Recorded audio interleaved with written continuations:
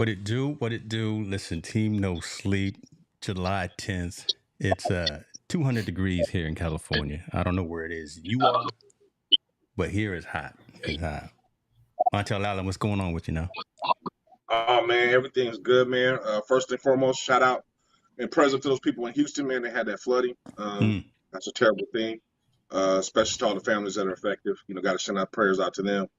Otherwise, man, you know me, I can't complain, man. I'm blessed. You know, I'm blessed. Yeah. I can't argue, can't fight, can't complain, can't do nothing. But thank God that I'm blessed. So Hey man, I'm gonna keep hey it right man, here. we gonna pull the offering plate around in a few minutes, but until then, I see folks jumping in. Appreciate you. Listen, we're gonna go and get focused. We're gonna go ahead and get into it. One of you actually has audio up on your laptop or your computer. If you can turn the external audio down, that'd be appreciated. Because I'm getting some feedback. We got a handful of stories. Let's just do this. So while they do that, we got a handful of stories, but we've got a guest in the building that we want to bring on and share their insight. We've talked about bringing on some additional folks that are in the industry, that are in sports, that are in coaching, and all of that, to not just get our perspective, right, but also get someone who is in there and doing the thing. So without further ado, listen, let's go ahead and bring on Coach Malcolm Dixon. What it do, sir? What it do? How you doing? What's going on, fellas? Good to see you guys, man. Yeah. Listen, I know you. Some folks in the audience know you.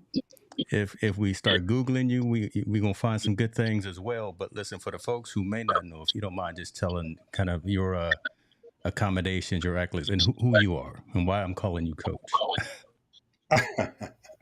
Well, you calling me coach because I'm a coach.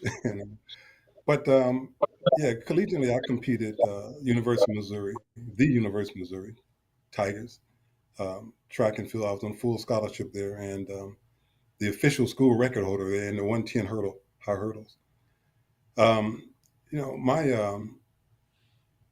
I guess if you want to call it my claim to fame, I did my thing back in the 80s and the early 90s. Retiring from track and field competition in '93. I did the whole gamut from competing in 4 Olympic trials, 3 U.S. teams, and competing alongside and amongst all the greats in track and field back in the day. I have about 25 years of coaching under my belt, and more specializing in hurdles and strength and conditioning. And by the grace of God, I'm still involved. Not as much as I used to, but I still keep my fingers in the holes of coaching, shaping young minds and trying to get them where they're going. Yeah, see, this man is being jealous, right?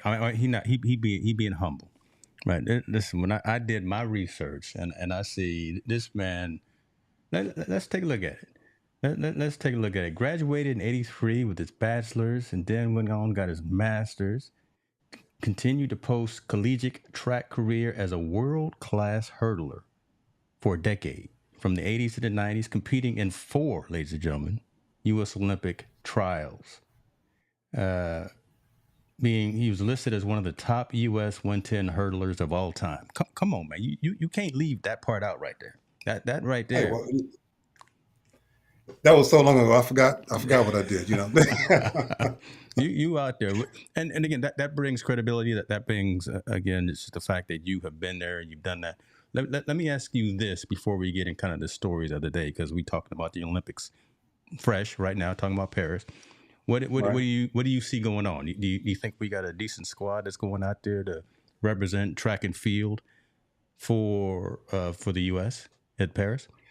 Well, it always does my heart good when you see young, fresh legs, both on the men's and women's side out there doing it. We have a lot of collegians that stepped up to the plate, and I'm not going to call it a changing of the guards, but I think these young legs that are heading out there, both on the male and the female side, I think we have one hell of a chance to be in the high scores in the gold medal category again. Well, I know someone that Montell and I are watching, and the lady written right there at the top, Shakari Richardson. Oh yeah. Mm-hmm. This gonna be a coronation for Miss Richardson, because she didn't have the opportunity last time, but she has been, again, my opinion, just seeing she's been dominant in the trials. Uh, what do you think, just in terms of her, again, her getting this opportunity, her qualifying, her dominating in all the trials, and now going out there to do the thing? I know this necessarily isn't your sport. You focus on the hurdles, but again, just the dominance of what Shakari is doing. Well, no, actually, track and field as a whole is my I don't want to say my expertise, but track and field as a whole is something I'm knowledge of. Okay. All of the events. And, I think that Shakari in 2024 is a carbon copy of Shakari in 2020 or 2021 because of the pandemic. I think that she's running just as well in 2024 as she did in 2020, except for the fact she gets to do it on a grand stage now. Yeah. She's not banned for the silly marijuana use or anything like that. I Right. think Shakari, barring any injuries, I think Shakari is probably the top dog to win that gold medal in the 100 meters. Love it. All right. Let's now we're gonna go ahead and get into it. Hold on, Montell. You muted. There you go, brother. Yeah. How about the 4x4? Between the women's Jamaican team You just want and to the hear about US team. Jamaica. That's Montell. I want to know your prediction on that one. Well, my prediction for the 4x4. Now, you sure you're not talking about the 4x1? I'm always sorry, the 4x1. Excuse me. Yes, the 4x1. Okay. You're right. I figured you would talk about the 4x1 and not the 4x4 because Jamaica's never really been a major threat to us in the 4x4. But the 4x1, I'm not sure if you guys are familiar with what happened to Sharika Jackson last night or yesterday. Sharika pulled up in a track meet. So and I don't know the extent of the injury, but she pulled up yesterday at a meet over in, I believe it was in Hungary, somewhere over in Europe. So she pulled up. And that's the fact that's their strongest leg. So I have no idea the extent of the injury or whether or not she'll be able to even compete in the Olympics, again, depending on the extent of the injury. But I think that even if she was there, I think we have a strong enough team to do the same thing we did in the World Championships a couple of years ago, or last year, in fact. We will win that gold as long as we get the baton around. That's been the Achilles heels for U.S. athletes for quite some time in the Olympics. That transition of passing the baton around. Okay, listen, Coach said it right. Coach said we're going to get that gold. Wait. So to be clear, you taking U.S. women's to take the gold in the 4x1? Absolutely. All right, we'll dominate every leg. All right. You're going to come on here, Montell, and you're going to be rooting for Jamaica. I love it. Come on, listen. No, man, I ain't that is a Jamaica. rival. I just want to put it on record because I want the U.S. team to win, but that Jamaican 4x1 is strong. They strong. Well, let me ask. So it's going to be interesting to see. Huh? Okay. So let me ask you. So if we're talking personnel, head to head on every leg, USA versus Jamaica, what makes you think that? I like Jamaica's anchor. I don't know her name, but their anchor is really, really fast. She's strong, and their start is very good. So their 1 and their 4 runners are very, very strong. I know the toughest leg is the number 2, but every race I've seen Jamaica run, they get the start off. They're usually in the lead, so they make up on that number 2 leg.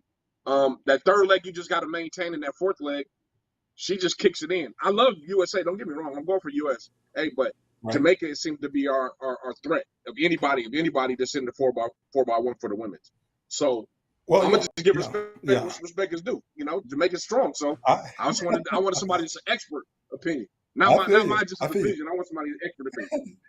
Absolutely. Well, like I said, my opening statement, Sharika Jackson, who's the anchor leg for Jamaica, probably would have been the anchor leg this Olympics. Got injured last night. Yeah, that's big. That's a big blow. Yeah. She did, and their top sprinter, Elaine Thompson, is injured. She won't even make the trip.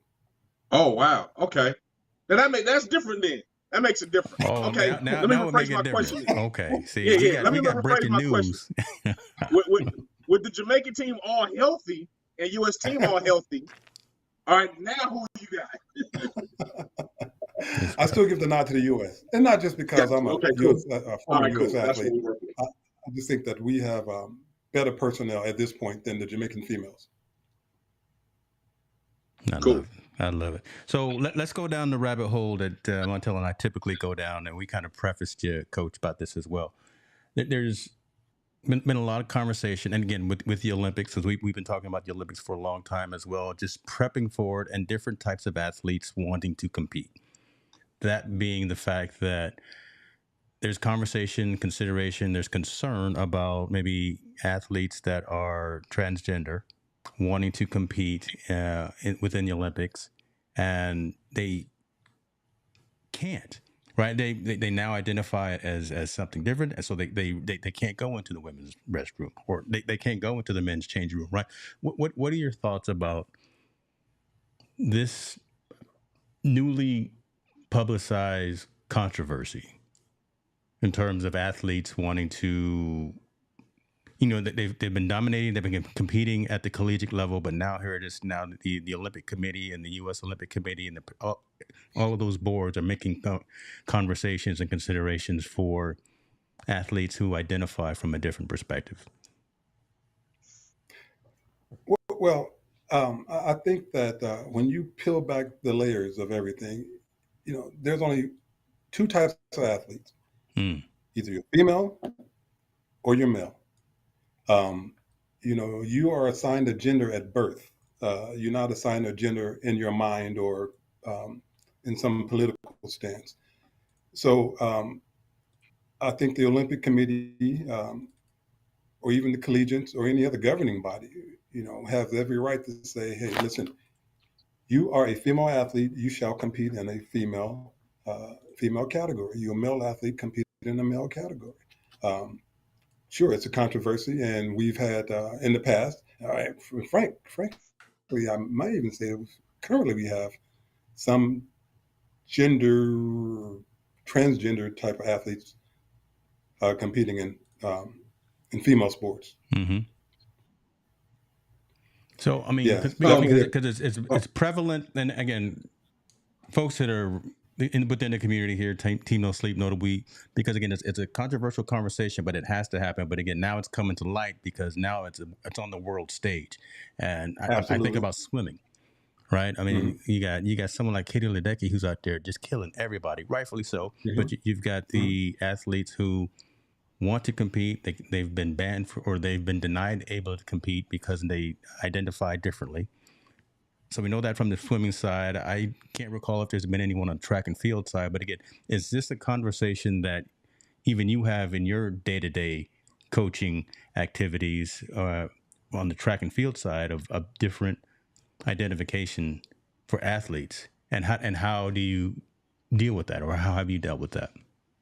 Well, I've never had a transgender athlete, but we quite often have those conversations. Myself, amongst other coaches, or amongst non-coaches, just, people interested in general.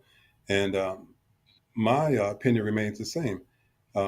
If you were born a male, if you were born a female, your mindset does not change your biological makeup. If you were born a male, whether or not you identify as a female now, you are still a male per your DNA. I just imagine the disadvantage of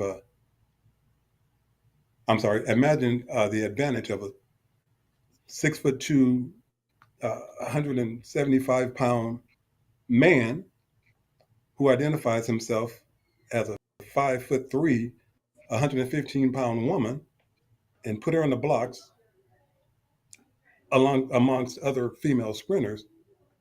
You see the obvious advantage that individual has. So, whether you identify yourself as something, your DNA tells the truth about you. So there's going to be a natural strength advantage. You can talk muscle development and so forth. The advantage is always there. Now, I might even go out on a limb and say things that other people have said in the past. If you have enough transgender type athletes out there, then why not create a separate division? You have a male almost division. Like this man been listening to.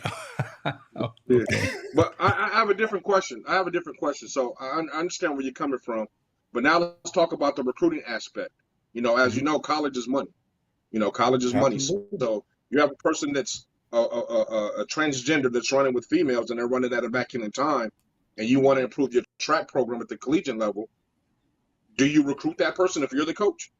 Because I say shame now on that it's money coach. on the line. It's your job. It's your job to get the fastest team you can.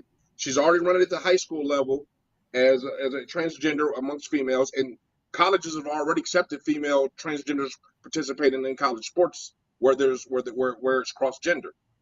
Do you recruit that person? Oh, well, as a coach, I would not. But yet again, I'm recruiting a male to compete against legitimate females, and I just don't see the parity there. So how would you feel if a school did that, and if you got to go, your girls have to go against that person? Say a rival school is okay with it, and is okay with recruiting their transgender to compete against other females. Are you going to let your team participate? Are you going to go with it, or are you going to petition? I mean, what course of action would you take going against that type of competition?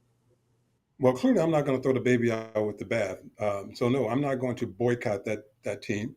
My athletes are going to show up and they're going to compete the best they can, as they would any other team.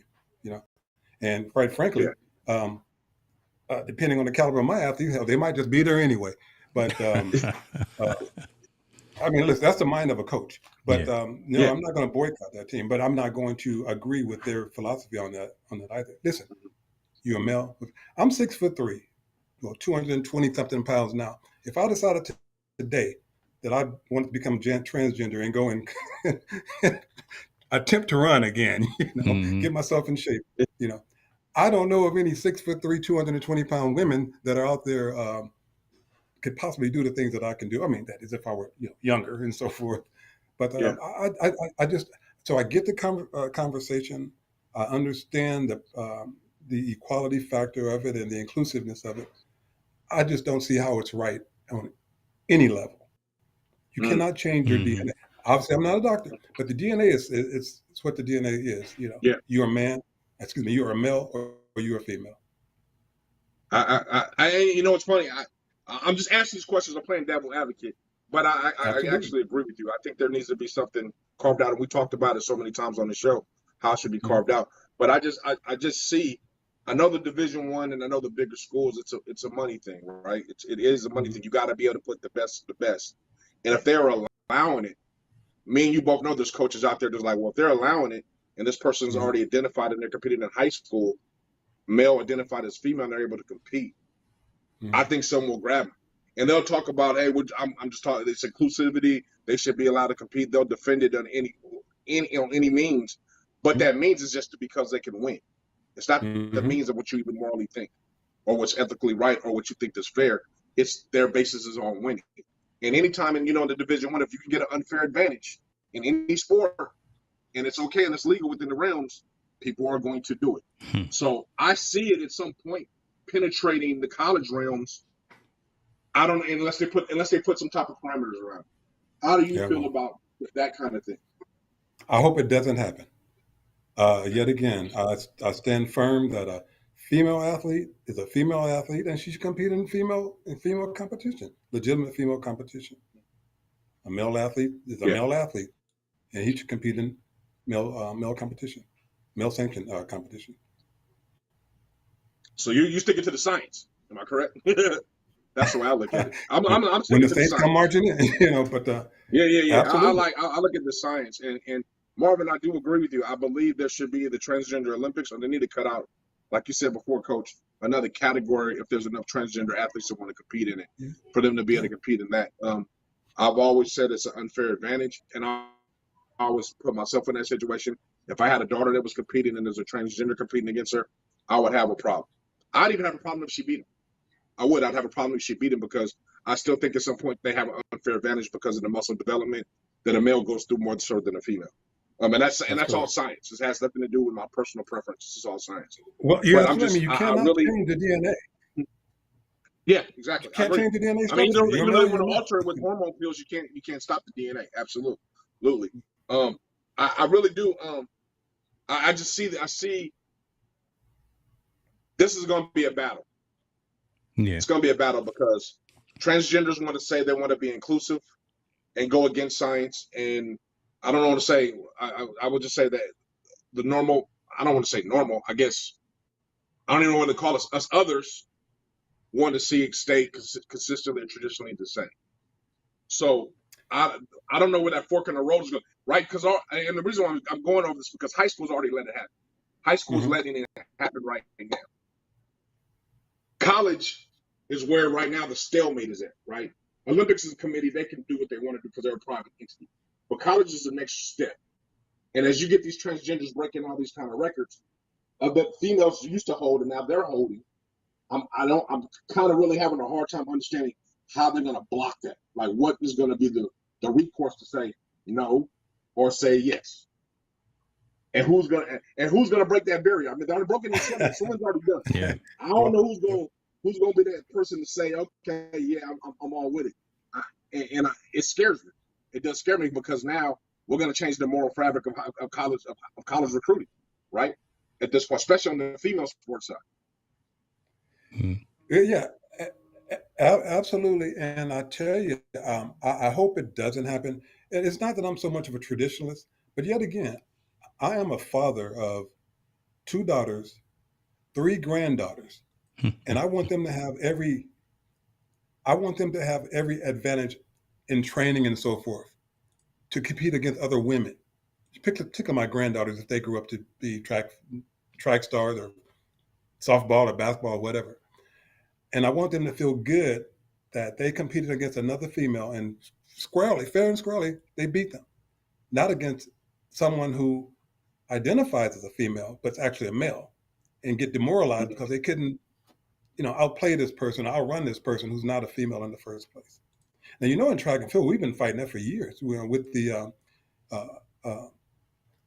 elevated hormones in some of our track and field athletes. The most famous one is Caster Semenya. I'm sure you're familiar with her, the 800 meter runner. Mboma, Masalinga, Francine Nsaba, several athletes that are no longer allowed to compete because of their elevated hormones, although they were born female. Yeah. Maybe with both parts, but still born with the female anatomy as well. So hold on, because that's where I want to take this conversation, right? And again, Coach, the reason why Montell's very passionate about this as well, because he deals with a lot of athletes at the high school level getting ready to transition into the collegiate side, and you're already there with the collegiate athletes. So it's really good to have your perspective, Coach, on here with Montell talking about this. But now what you're talking about right there, right? I think about you mentioned those athletes, I think about the Marion Jones situation. Right. So again, how do you deal with something like that, and how do you address something like that with the elevated hormone levels? Not even just necessarily going transgender, but again, taking performance enhancing compounds to performance enhancing PEDs, drugs. All right. Performance enhancers to do better and be better when it's cheating. And I mean, because you're in that, you're in the middle of that, because you've got athletes. I'm not saying you personally are in the middle of that with some certain athletes, but you're having those conversations with your recruits, your athletes, and again, trying to tell them to stay away from that kind of thing. How do you approach that? Listen, I come from the middle of an era where performance enhancing drugs were out there. I've competed against plenty of athletes that use performance enhancing drugs, and either way it goes, if it's a banned substance, it's a banned substance. Steroids are illegal. And how dare an athlete or an athlete's coach, supply, or even an athlete just wants to go ahead and elevate his or her game by taking these performance enhancers. I think that it has put a black eye on our sport in particular. You used to be able to get away with that stuff in football and so on and so forth. But, why not use your natural talents? And may the best person win, without the synthetic hormones in their body. Yeah, I know. I agree. I think, and I come from the same era, right? Like, at least in my sport, I played football. It was almost normal. Like, people took steroids, was no big deal. Just kind of part of the game. You go against people that do that. You see what happened to Lyle Alzado, right? Yeah, see what happened to a lot of them. Friends that I know that have heart attacks young, right? Have a heart attacks at the age of 30, 40, late 30s and 40s because they took them, and all the other side effects that we didn't know. Especially back then, we didn't know how it affects the body so as much. But I really, I'm really stuck on the recruiting part, Coach. I really Well, am, let's because go there. I don't see how NCAA or coaches can basically, like you said, you wouldn't do it. Is that lines for discrimination at this point? Because basically you're like, yeah, since you're transgender, I'm not going to recruit you. And I'm not saying to you per se, but I'm saying in that mindset, where's that draw the line? Because I can just see this being a huge issue when it comes to recruiting. And the reason why I bring it up, because that young lady that we watched, I think she competed in Washington, Oregon, or that transgender male to female competed in Washington, and they won the race they won it big time. So that person now has the identification numbers. She's been accepted to the high school level to compete. Okay, as a female, even though she's a male. Now I'm up at this point that I'm trying to get recruited, and coaches are saying no because I'm transgender. Is that discrimination? Does that form as a part of discrimination? Because the legal part says yes, but the eyeball, I'm telling you, and I'm not sure that this is a fair recruit. So I mean, and I'm on the rope with you. I'm playing with you on the rope, Coach. I'm trying to bait you in to tell you the honest truth. Get off the fence, man. Get off the fence. Yeah. But I mean, I really want a real perspective from somebody that's in the industry, because, like James said, other people aren't talking about this. This has got to be a real conversation that we have to have with real people and have a really good understanding. Oh, absolutely. And I think you guys are presenting a great forum to bring this out. I mean, I hope the people that are listening, I hope they feel comfortable enough to continue the conversation. But absolutely, I do think it's discrimination. And now, because at any time you deny a person or group of people access or any other type of equality that you grant another person, and you don't deny, you don't allow them access because of something like this. Absolutely, I think it's discrimination. But, there's always that but, So there are going to have to be wholesale policy changes. They're going to have to wholesale mindset, a wholesale mind change on this entire topic. I think that I still remain the same. I would not recruit a transgender athlete to compete for my team with a major disadvantage like that. I appreciate your honesty. I do. I really, I applaud your honesty. I really do, because I think a lot of people would say the politically correct thing, right? They would try to run behind it. And I thank you. Thank you for sure. I just really believe, I think this is a conversation that needs to be had. It really does amongst athletes. Absolutely. It's not going to get solved here. Yeah, it's timely right now too. And I believe it needs to be had at the NCAA level. It needs to be had at the NAIA level. If the governing bodies need to be able to get their foot on this, because I don't think it's your fault by saying, no, I'm not going to recruit a transgender athlete. This is going to be written as we go along, right? This is going to be written as this whole thing starts to fold out. And I think NCAA at first is responsible. They're number one. They should have a governing body putting something in place to say, hey, this is how we're going to either allow them to compete or not compete based on whatever their rules and regulations are. Same with NAI. I think NAI is kind of, they've already put their foot down. They've already said they can't do it. NCAA has been dancing around. They haven't said anything. They're still letting old guy compete in swimming against women and all this stuff. So I'm really trying to figure out where it's going to fall. But the conversations need to be happening before it falls, right? So we can all address it the proper way. And I really do appreciate your honesty. I really do. Not a problem. I believe in fair competition across the board, period. Coach hit it right there, folks. Listen, you didn't know you was going to get sideswiped. We told you we was going to have some good conversation. That was a jab and an uppercut. Listen, we dove right in because, again, but just like Montell was saying, I mean, that's something that has to be talked about. Again, very timely, because now it's going to be it's not just our stage, it's going to be on the world stage. And we're starting to see it trickle into the conversation around Olympic preparedness for different countries. No one's standing up and doing what needs to be done and making decisions. They're trying to sweep it under the rug. But listen, we're going to talk about it, and we're going to bring an expert, at least in the field of coaching and athletics, That's why we got Coach Dixon here, boy. God, listen. Okay, let's go ahead and move on now, like, y'all.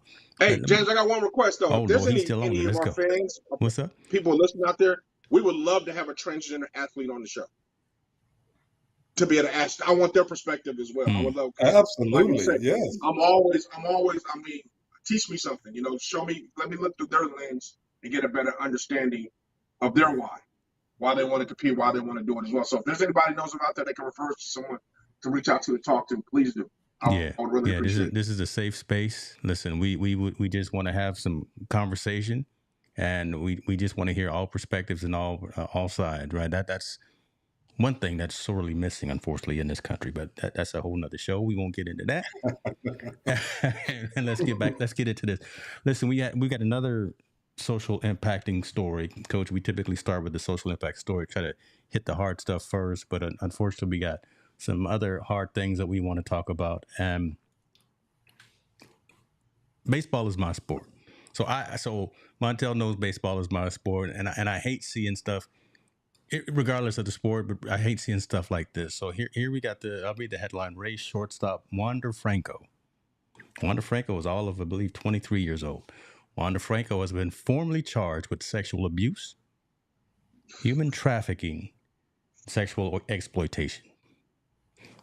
This man right here is, again, 20. Let me get his age right. He's 23 years old. He faces 20 years in prison for going back to the DR, going back to the Dominican Republic, and sexual abuse with a minor, sexual exploitation of a minor. But then when I read about the human trafficking piece, those other two charges are bad in and of themselves. But now here's a guy who was making upwards of $182 million. Because, right, there's no salary cap in baseball. So this man was great player, great position, great money, $182 million.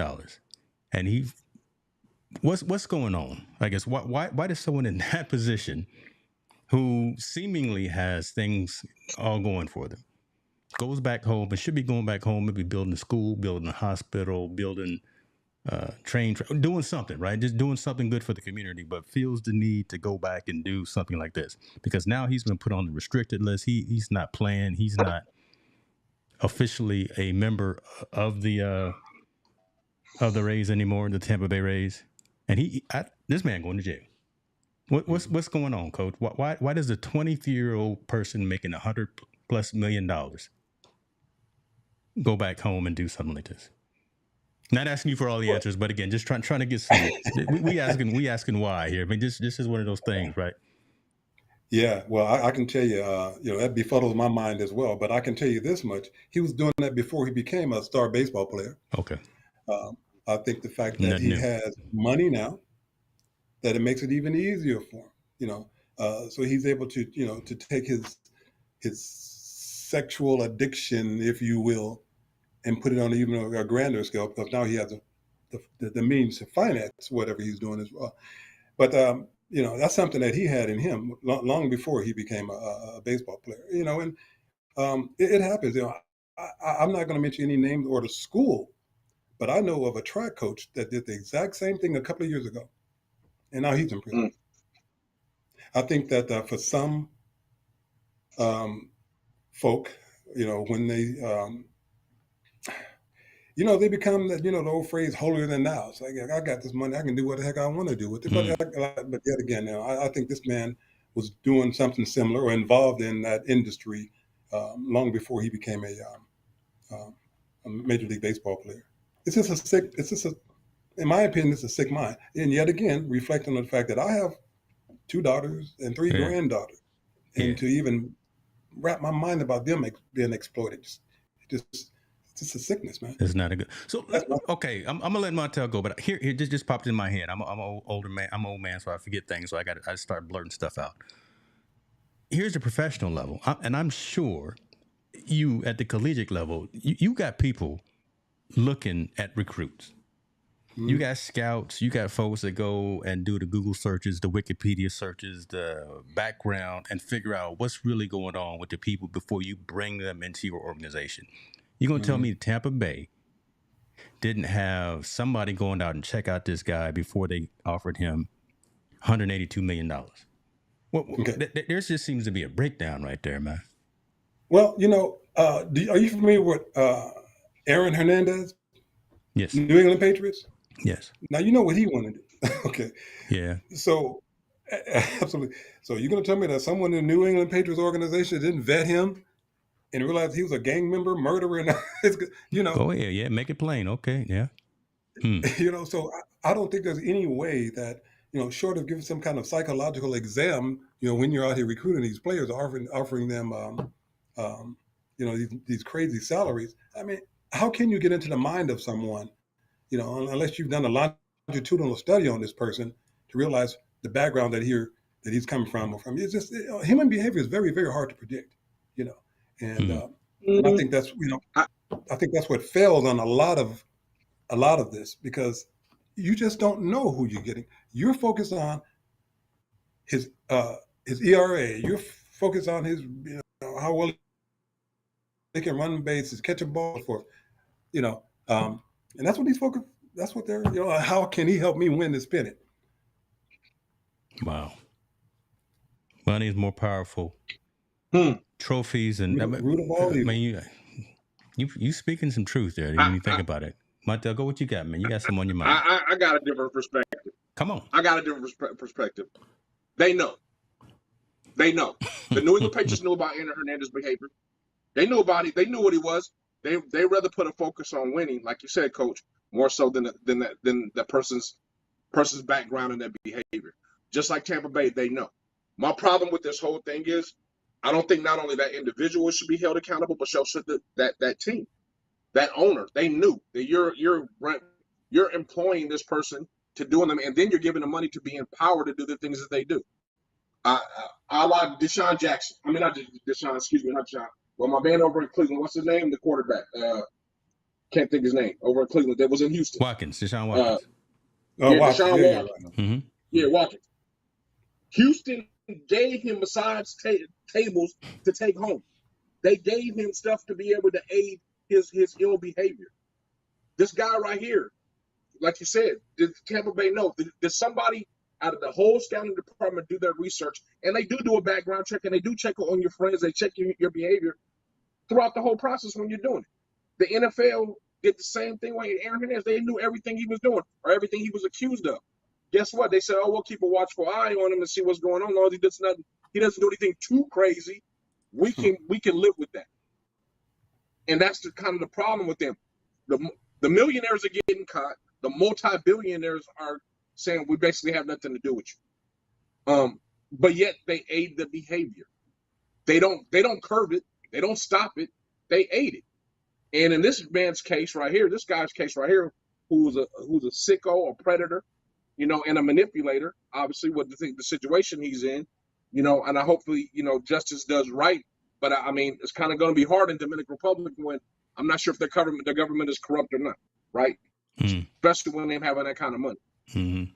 Will he be fully convicted or not, or what? Now, I think his life in Major League Baseball is over. But when you got $182 million, who cares if you play baseball again and swing it back? You're fine. You're financially set for the rest of your life. Right. So my question, not my question, but my statement in all this is like, what you were saying, Coach, you can't predict human behavior. I think there always is a pattern, even when they're young, especially when they're investigating it. And this pattern, they know about. They do know. They know about the whole situation because, again, I have $1 billion business. I'm not going to take a chance on anything destroying my $1 billion business to a certain degree. Right. So just like we do, we apply for jobs. They do a background check on us. They do a criminal check on us. They do it to them, but even more extensively. They go ask friends their behavior. They go ask ex-girlfriends their behavior. They go do all that due diligence to find out what's going on. And then they sit down and they choose to ignore it based on their ability. Okay. So I hold them. I shouldn't say I hold them financially responsible, but I hold them ethically responsible for them allowing that behavior in their organizations.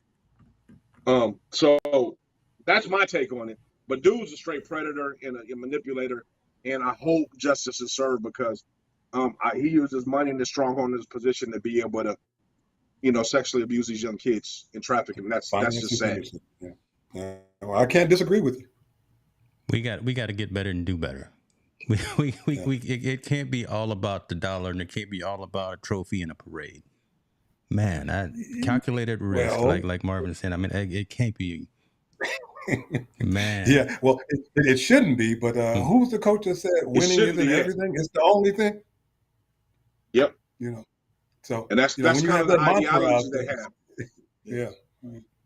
Yeah, it's sad, man. I mean, especially when it comes to situations like this, right? Oh yeah. When you're talking about any babies, situation, man. especially when it's involving kids, like when it's involving kids, man, it's just like there's no excuse. And the fact of the matter, like I said, they can run and hide all they want. Oh, we didn't know anything about it. We know he's like that. You lying, you're a lying piece of shh. Period. They knew somebody. Somebody knew. Yeah, okay. How far high did it go? Right.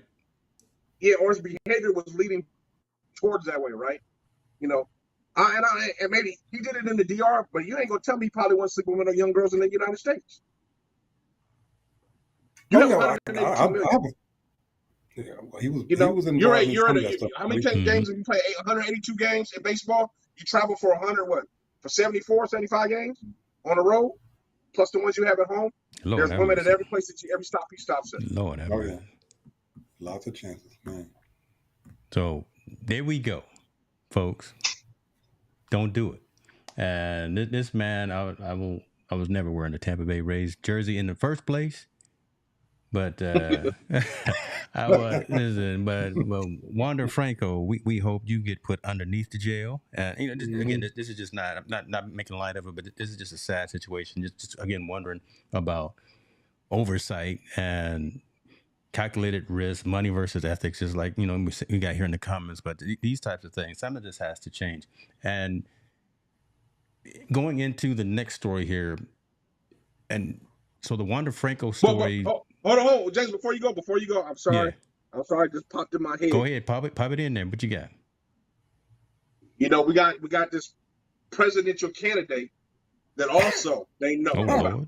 Oh Lord. You won't win tonight, brother. Go ahead. Sleeping and participating in traffic in young girls. So my question is, if that guy can get away with it, why? If I'm wondering, how come he can't get away with it? Why? I mean, let's we might have a serious conversation. If that person can get away with it, there's documentation, there's testimony, there's all this stuff about him sexually abusing people, him sexually assaulting people, him doing all these things to other people. If he can do it, I'm sure Wando's like, why can't I? And this dude might be the leader of our nation. So you think that was a conscious? Go ahead, Coach. I'll let you go. Well, I was going to say, Montell, and you forgot one factor, and he was convicted for doing it. Yes. Yeah, you're right. Absolutely right. Non-conviction. He was convicted. Well, felony. That's that speaks volumes, and that's the ultimate, in my opinion, that's the ultimate dog whistle for a lot of people, including people outside of the U.S.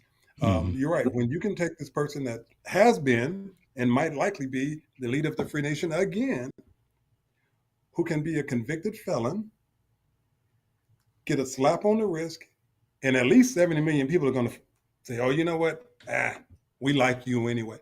You're right. Mm-hmm. That sends the wrong message. And it also sends the wrong message as to how we vet our own leadership in this country. Amen. You cannot have a freaking felony conviction and get a job at McDonald's half the time. But yet, yes. There has to be a wholesale change. This is going to be for another show, but just like you said, you can be convicted of a felony and possibly be the leader of the free world. How come people that play in professional sports, because that's where our platform is, they get felonies, how come they're not allowed to participate back in that sport again? Why not? If he can get it wiped off and go, and he can participate and be the leader of the free world, why can't I get a felony doing almost the exact same thing and be allowed to play back in my sport? Why is that not something I can't take to court? Wow. You barking up a tree there. Okay, so let me chime in. I think it also, and we're not gonna get into it, but we can. think it depends on the crime, right? As well, right? The severity of the crime. I don't know. Hold on. Okay, Let me- we're gonna talk about the same thing. Well, Yeah, I think yeah. you need a legal expert because a felony is a felony. That's why I pulled back. That's why. That's Yeah, why I yeah. pulled back. So I mean, and that just popped in my head. I'm just saying, if the guy that could potentially be the leader of the free world be convicted on 37 counts, just got identified as somebody that participated in the Homeboys Island that was doing all that sex trafficking, and all this nuisance and stuff like that, and he can be exonerated and be able to go back and still compete and get a job at the highest level in our country. Mhm. What makes me think that Wando can't petition and say, Tampa Bay, y'all need to give me my job back? My goodness. Well, that's the ultimate dog whistle. Somebody better Because answer that you question. and I, we be, I don't know, about 60 feet deep under the toughest prison out there. For a couple of reasons. For a couple of reasons, yes. But you know what? Yeah. You wouldn't be 60 feet. You wouldn't be 60 feet deep if you could score 60 points in a basketball game at night. You wouldn't be convicted if you could run a 9-0 in the track. You wouldn't be convicted if you could hit over 400 every year. You wouldn't be, because in that eyes you're making them winning, and your prosecution is not worth the amount of money you're going to earn being a top star athlete. Well, I I don't mean to think bring that up maybe the dead. I don't mean to bring up the dead, but I'm sorry. Kobe Bryant had his situation in Denver. Yeah. Right? Yeah. Had a situation in Denver. Basically, I'll say what it was. It was, supposedly rape, some sort of rape or sexual assault, right? With that young lady in the hotel. When he was like 18 or 19 or something like that. Hey, crime is a crime, right? Felony is a felony. Rape is a rape to us common boy. If me and you did that in the hotel, we'd be still up in jail in Denver just getting out right now 25 years later. Yeah, like Mike Tyson. Score 50 points a game, you don't get convicted. So let's keep it real. We're gonna keep it real. If you're a top athlete, it trumps you can trump those kind of charges and get away with it. And I'm saying if the free leader of the free world can be convicted on 37 counts and can be identified as participating in sex trafficking on that dude, I forgot the name of that dude's island. Whatever the island he was on. Yeah, Epstein Island, and doing all these different things. What makes me think somebody in a Wando situation can't fight for his job back in court, in the U.S. court, and say, Tampa Bay, you know what, you owe me that money. You didn't have the right to convict me or lose my job because I did that. And this is the same similar kind of situation. Mm-hmm. I wonder if it's and again, I'm not a legal expert, but I interject because I wonder if it's in the contract, any type of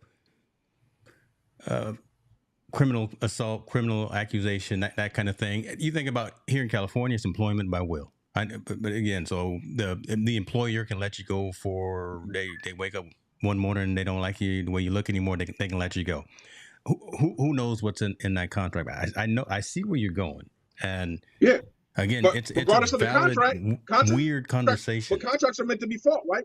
Those things are meant to be fought and appealed up to a higher court to figure if that's something that we can legally or binding, or we can break, or it can be broken based on the scenario and situation.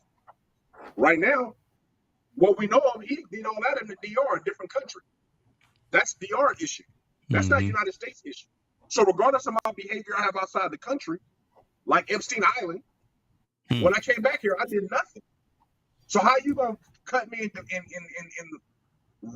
relieve me of my $182 million based on the situation where we just see the leader of the free world do the exact same damn thing and get away with it? Let me say this right here. So Coach, normally when Montell and I start having these kind of conversations, something happens on the stream, and either the FBI is logged in or Xfinity blows up the internet. I noticed someone was knocking on your shoulder right now. We want to be cognizant and respectful of your time. That wasn't the police coming after you. Was you hanging out with us tonight? We just want to make sure you all right. Someone was knocking on my shoulder? Oh, I thought I saw you pointing to someone that way. I just want to make sure security wasn't coming after you, because a lot of times when we get into these types of conversations, again, there's a blip in the matrix. And no, you don't have to worry about that over here. Right. Okay. My door was open and I was still not to come in. Hey man, okay. We checking on you, right? Just want to make sure you get. Oh, that's funny. I apologize. I tell you, but again, let's be cognizant of time. I love where you're going, Montell. And again, I think that's a deeper conversation. I know, and I haven't told you this, Montell. I know someone who is actually a trial attorney who also is a creator as well, and we may be able to get her on the show. Hopefully she's watching, and we can have that kind of conversation from a legal perspective. So I don't know if it's her expertise, but again, I just found out that she's a trial attorney in the DC area, and we may better have that type of a conversation. Where I was going to go with kind of a correlation between this story and this next one, I'm glad we went the other way. But I was, if Wander was claiming mental distress or mental illness, and he hasn't done that. But again, we got other athletes who are doing some bad things and that are irreplaceable. Is that the right word? Repulsible, irreplaceable, bad. And we want to talk about him. So we know we're fans of boxing, so we know who Ryan Garcia is. Ryan Garcia, he got some hands. He can do what he need to do when he's in the ring, but when he's outside of the ring, Ryan's got a mouth. And as of late, he's been saying some things that are both anti-Semitic, that are both racist, that are just completely reprehensible as well. One of the statements that he made is that he doesn't like black people. He says that he aligns himself with the KKK. He made a statement in this story right here that he says he wishes he could bring back Floyd, speaking of George Floyd, bring him back to life so the KKK could kill him again. Man, that's pretty profound, and that's pretty specific as well. So this man is making these kinds of statements, and now he's been suspended. He's been no longer able to fight. He's been removed. He's going to get some counseling, and now, guess what he wants to do? I'm sorry. I apologize. I got substance abuse. I've got mental instability. Right. So he wants to go down that route.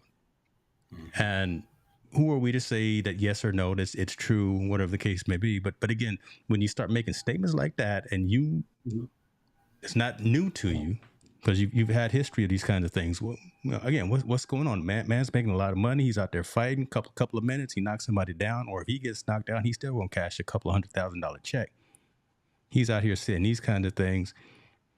And the reason I don't believe him, I just don't believe him. This last statement in his tweet that he puts out. I actually love black people, no cap. Mm-hmm. Now, see, just, the no cap thing right there just feels very flippant to me.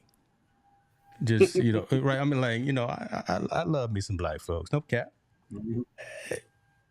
Coach, talk to us about this, because again, you know about Ryan Garcia, the fact that he's now banned from all WBC events, but these allegations are very serious, especially with that Floyd statement that he made.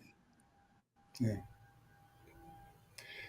So I think, if you want my opinion, go ahead, Coach. You go first. I was just going to say, I was going to say that, I think Garcia is saying it in a way that every racist, and we're old enough because it happens all the time. When they get caught, we have no tolerance to that kind of stuff. I was out of my mind. I was, racism plays no part in that. Listen, we all know that what comes out of your mouth has already been embedded in the heart, and this individual has had that venom in his heart. And I don't even know how old he is. I know he's like in his early 20s, maybe mid-20s. He's had that mess in his heart forever. That's not liquid courage. It's not mental illness. It's been in his heart. And at that moment, he just decided to spew it. And I think that any person of color,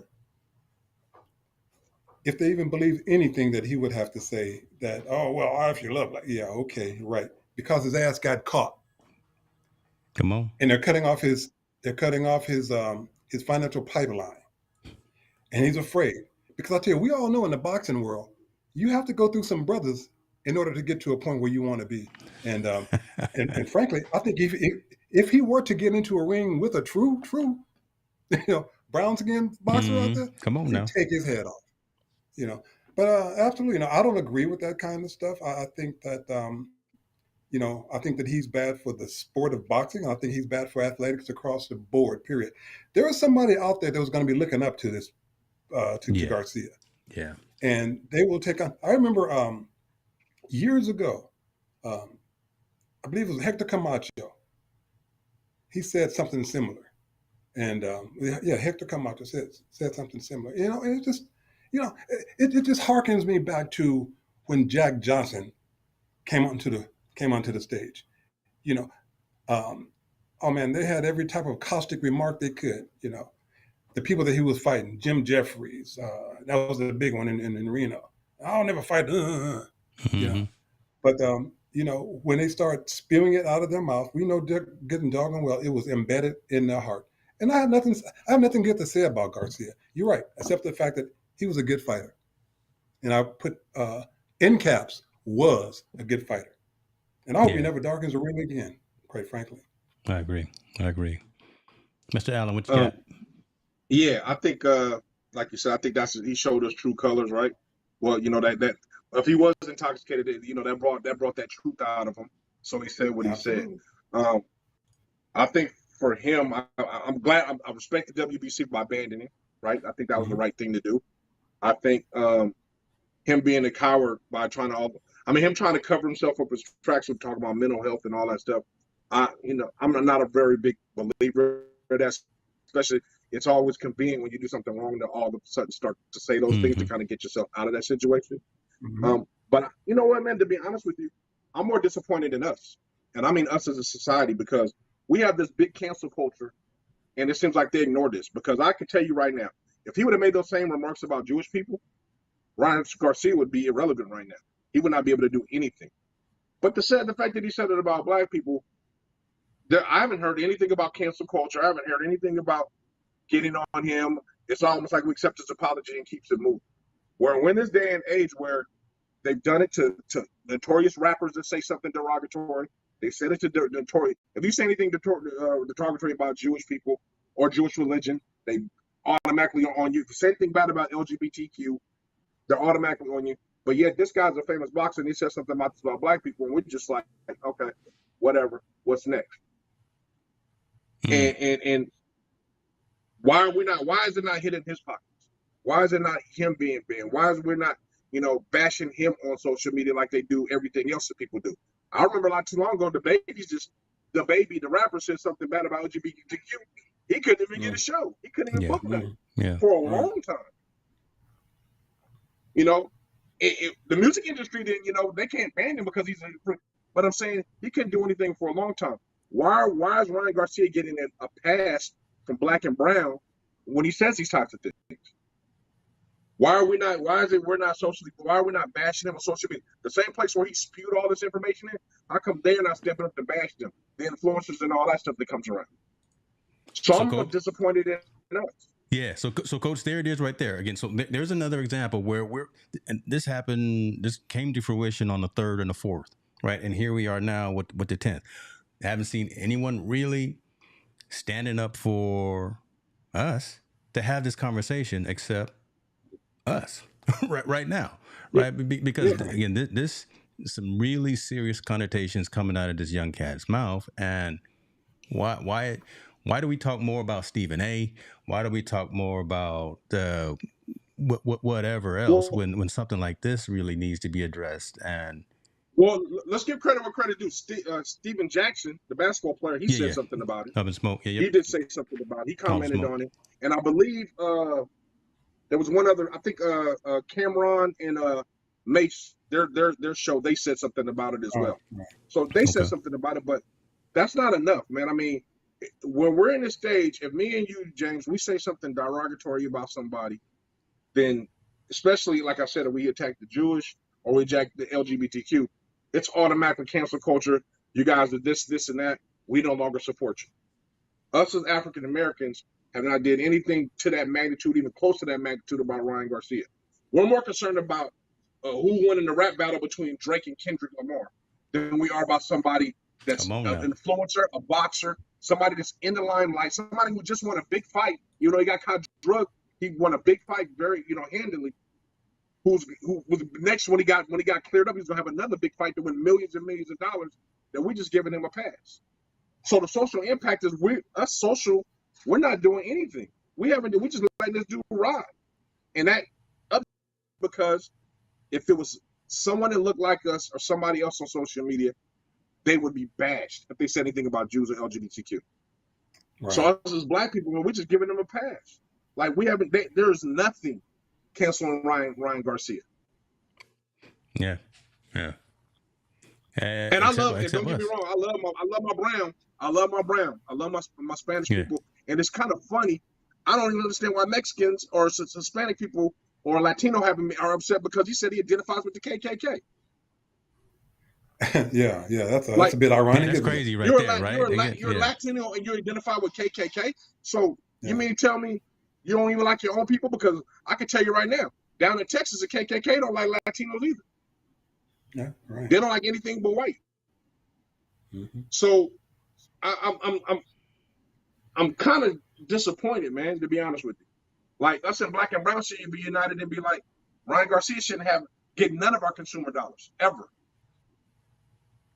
That's where we hit him. That's where we hit him, right? In the pocket, in the wallet, and at the bank. That's kind of where. But we should be louder. I think we should be louder because again, that's kind of that's less overt. That's more covert, right? Again, because we can slowly not show up or not pay for the pay-per-view or whatever if he ever comes back and not buy his merch. I don't know if boxers necessarily have merch, but. Yeah, I think if getting into another fight with a brother and the brother beating him, I think that's still giving him a pass to win millions of dollars. I don't want you to win millions of dollars. Yeah, you don't like me. You don't like me. Then you don't deserve my money at all. I don't want to pay for your pay-per-view. I don't want to buy tickets to your fight. Yeah. I don't want anything to do with you if that's the way you feel about us. And in that way, and if you do feel that way, you should have kept it to yourself. But since you want to let it all out, fine. Let's let it all out by not spending our dollars on you. And I would expect that our brown people and our Mexicans and our Latinos and our brothers in that realm to be the same way because he said he identifies with KKK ideology. Well, so tell me. Yeah. Go ahead, Coach. Oh no, I was just kind of curious because although I'm familiar with the situation, I haven't delved into everything. Has he been completely sanctioned by all governing bodies? Because that's what they did to Ali. The WBC. I don't think the WBC is the only one to sanction him. Okay. Well, see, that's where we need to be focusing also. Every governing body out there should ban him. I mean, cut off his pipeline, period. And absolutely, you're right. We should flood social media. I mean, I'm not a social media kind of guy. I don't own an Instagram account. I don't even have, tweet or whatever it's called now, all that kind of stuff, But you are absolutely correct. So, hey, you know what? Let's get it out there. No, Coach, don't say that because you all over Twitter right now. Hey, listen. Hey, Twitter. Let's get it out there. Yeah, you all over Twitter right now. So I just believe, man. I just really believe, like this should be a point where solidarity is definitely there between black and brown, right? Regardless if it was a black person that said that about someone else or another ethnicity, and just because he's Latino and he said it doesn't mean you have to agree with it and we shouldn't stand in solidarity against his ideology. Mm-hmm. And the way you combat that ideology is you don't give him the fanfare, we don't give him the attention, we don't follow him on social media, and we don't give him any of our consumer dollars. Right. That's the way cancel culture, I believe, works. I'm just curious why is it not working against him, but it'll work against other people. I don't believe that, and I think us as African Americans and Africans and hip hop culture in general, we're giving them a pass. And why are we giving them a pass? Will be my question, and it shouldn't be that way. It really shouldn't be that way because he said something detrimental about our community. Sure. So there's the moral call to action for everyone right there. That'll be the part that I cut up and send out. And Coach, you're gonna be again all over Twitter and all over YouTube. You're gonna be on Hey, Instagram too. listen, hey, So I will in be a about flag bearer if that's the case. I'll be a flag bearer, right? in about 2 hours, you're gonna be all over those social networks. But let's do this, man. I want to bring this plane in because again, we'll be cognizant of your time, sir. We got one more story, but before we close, Coach, if you got anything going on or specific that's happening in your world that if you got any events or you got some coaching clinics or things like that you wanted to share, or definitely take this opportunity right now, sir. Yeah, well, unfortunately, I'm on hiatus. It's the summertime. I have no athletes that qualify. That's right. It's summertime. I don't know what's going on. No. I'm sorry. Oh, it's all good. Hey, I do that senior moment thing too. Yeah. But no, I'm on hiatus. I have no athlete that qualified for the trial, so I'm just a professional spectator like everyone else is now, enjoying my time off. I love it. Montell, you had some things going on recently as well. Come on, San Diego. Let's go and get these flowers out. You had some events going on. Let's talk about that before this last story, because we're gonna end on the good. Oh no, I got some events coming up. I got something called the Kickoff Classic, which is high school football meshed with giving back to the community. Basically, we partnered with San Diego Food Bank for them to come to. I believe we have 16 preseason games, and the mission is one candidate to get in. So our goal is to raise a couple of tons of food to be able to get back to the homeless and those people that are in need and feed those. I think a staggering stat is 1 out of every 10 high school students is homeless in the state of California. I think so. When they turn to their buddy and somebody on their team, that one of those people are homeless or they're feeding somebody in their school. So I think this is a very important event, especially for high school people to understand that this is a serious problem we need to combat. And this is a special event to me, dear to my heart, because teen homelessness, man, is really, really tough. And I really want to be able to give back in the way that I know how. And this is the way I know how. Love it. See, bless your heart, man. Cool. That's what we do out here. And see, and I will put the link to everything that you're doing, like I do every year. But Montell, we will make sure that folks at least are aware of that. Coach, you being called out here by some hecklers in the comments saying, "Coach, we need Andrea back in track." Now, again, I wouldn't go and put young Miss Stark's business out there in the street like that, but I'll let her daddy do it. But there it is, right there. I wasn't gonna put nobody's business in the streets, but there we go. Well, you don't even have to answer. Don't worry about it. He probably gonna call you. I'll deal with that later. Yeah, you deal with that. That's behind the scenes.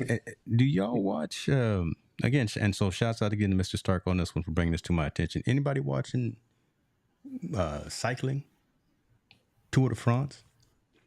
Oh yeah, the brother won. The brother Come won. on now, yeah, say that one time with your chest, boy. Say that one time with your chest. I don't know. Did he win a leg or did he win the entire? Yeah, he won a stage. Yeah, he won a stage. I saw that. He won a stage. So Biniam Girmay made history. First black rider to win a stage of the Tour de France. And again, this is something I had to pull this off of the Tour de France site, and I got this. So shouts out to my source as well, Mr. Marv Stark. But again, this needs to be celebrated because absolutely. It's like golf, right? It's when Tiger first came out, we could who are these folks? And now we got this young man out here winning a stage in one of the hardest physically enduring sports on the planet, I think. Right? Again, you're at altitude, you're racing hard, you're crashing, and you're doing all this stuff.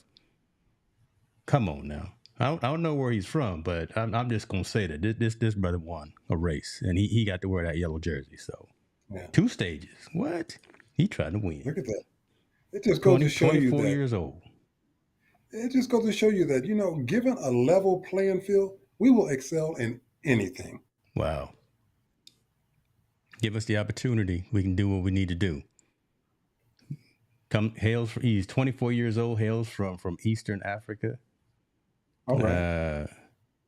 His dad is a cycling fan as a child. He began cycling with his cousin. So he's been doing it for a minute. Now he just, like you say, just give him the opportunity, level playing field, and he going to wear that jersey. Absolutely. That's good news. That's good news. Man, all right. See, there you go. We're gonna end on something good because we took you for, listen, Coach, I know we took you for a ride today. I loved it. I was gonna say, if you don't enjoy. drink, you're gonna find something tonight. But you welcome to come back, sir, anytime. Anytime. Well, You got the absolutely. I really keys to the appreciate you front guys door now. having me. Yeah, I definitely, appreciate definitely. These are the conversations that again need to be had, and we correlate social impact of sport to because again, like Montell says, and I say as well, we're very locked in and focused on our youth because our youth are looking up to these athletes and they tend to want to emulate those folks. Right.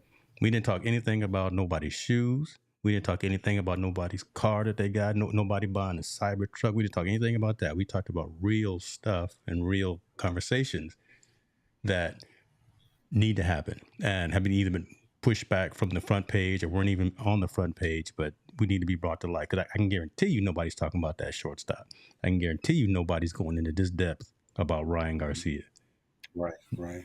So I'll be quiet now. So Montell, take us home, brother. Take us home. Yeah, absolutely. Let me give a shout out to Coach Moon at Western State. I got to give a shout out to my man Jay over at Southwest Minnesota State, and everybody out there in colleges doing big things for these young people.